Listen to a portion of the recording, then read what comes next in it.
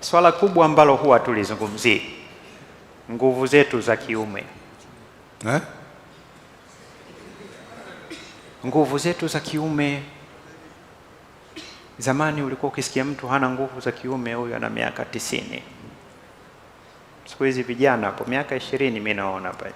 Wapi tutapata Viagra? Naambia unahitaji Viagra, unahitaji kupunguza uzito? Unahitaji na sababu mimi nakula kisahani hivi tu, naambia ni kweli, lakini unakunywa soda chupa 3, unakunywa vikombe 2 vya chai na vijiko 3. Sasa wewe usipige hesabu ya siku moja. Mimi sisemei hili kwamba leo jioni umekunywa chai utaathirika kesho, hapana. Hii sio mita 100, hii ni marathon. Tuchukue chai tunokunywa.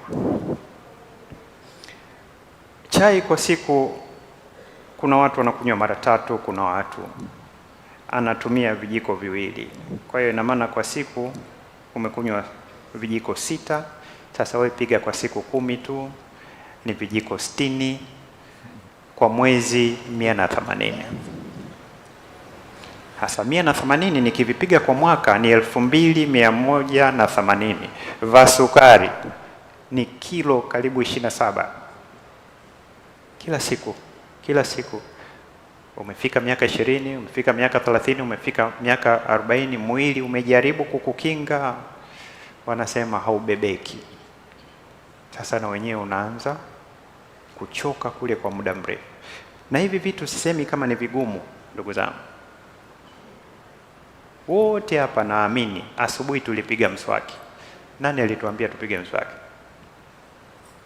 Nikiamka kitu cha kwanza nguka, kwa sababu nimeanza kufundishwa mimi na mwaka 1, miaka 2, alafu kinakaa hapo. Kwa hivyo vingine vyote ninavyovisema hivi, ukiweka mindset, ukiweka nani yako. Kwanza mimi ushauri wangu ni wa bure, au uhitaji kwenda, sijakwambia uende pharmacy ukanunue dawa. Kwamba jinsi ya kupunguza uzito na kufanya mazoezi. Na ndugu zangu, mazoezi sio lazima uende kwenye gym. Mimi siku naenda kwenye gym ni kwenye hoteli, labda huko nimesafiri nimefikia, lakini mimi natembea tu. Subscribe kisha share video hii na wengine ili waelimike. Ikiwa una maswali zaidi kuhusu jinsi ya kutunza afya yako au unahitaji ushauri wa kitaalamu, tuandikie katika comment section na uendelee kufuatilia akaunti zetu za mitandao ya kijamii ili upate elimu zaidi na ushauri kila siku kupitia simu yako. Hii ni TNA. TNA, stay informed, stay healthy.